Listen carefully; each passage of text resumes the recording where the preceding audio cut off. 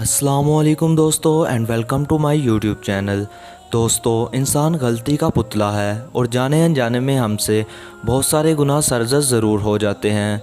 इनमें से कुछ गुनाह छोटे और कुछ गुनाह बड़े होते हैं, लेकिन आज की इस वीडियो में हम इन गुनाहों के बारे में बात करने वाले हैं जिनके करने से हमारी ज़िंदगी तबाह हो सकती है। वीडियो शुरू करने से पहले हमारे चैनल को सब्सक्राइब करें और साथ दिए गए बेल आइकन को ज़रूर प्रेस करें। नंबर 7, नेक औरतों पर तोहमत लगाना, यानी बिना किसी सबूत के किसी औरत को बदकार कहना या इस पर तोहमत लगाना। कुरान करीम में इसके बारे में इरशाद किया गया है, जो लोग पाक दामन बोली बाली औरतों पर तोहमत लगाते हैं वो दुनिया और आखिरत में मलऊन है और इनके लिए बहुत भारी अजाब है। नंबर 6, मैदान जंग से भाग जाना, यानी मैदान जंग में पीठ दिखा जाना। नंबर 5, यतीम का माल हड़प कर जाना।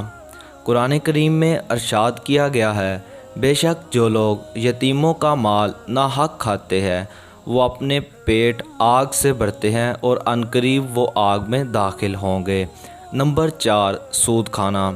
रसूल अल्लाह सल्लल्लाहु अलैहि वसल्लम ने सूद खाने वाले, सूद देने वाले और सूद लिखने वाले पर और इस पर गवाही देने वालों पर लानत फरमाई है। नंबर 3, किसी को नाहक मार डालना। रसूल अल्लाह सल्लल्लाहु अलैहि वसल्लम ने इरशाद फरमाया, जिस किसी ने भी किसी शख्स को नाहक मार डाला उसने पूरी इंसानियत का कत्ल किया, और जिसने किसी एक शख्स को भी बचाया उसने पूरी इंसानियत को बचाया। नंबर 2, जादू करना।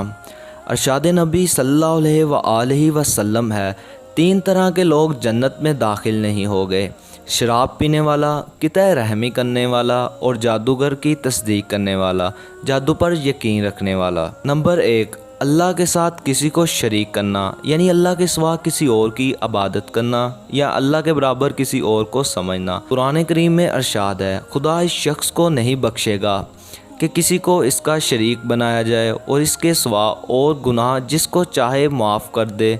जिसने खुदा का शरीक मुकर्रर किया इसने बहुत बड़ा बहतान लगाया।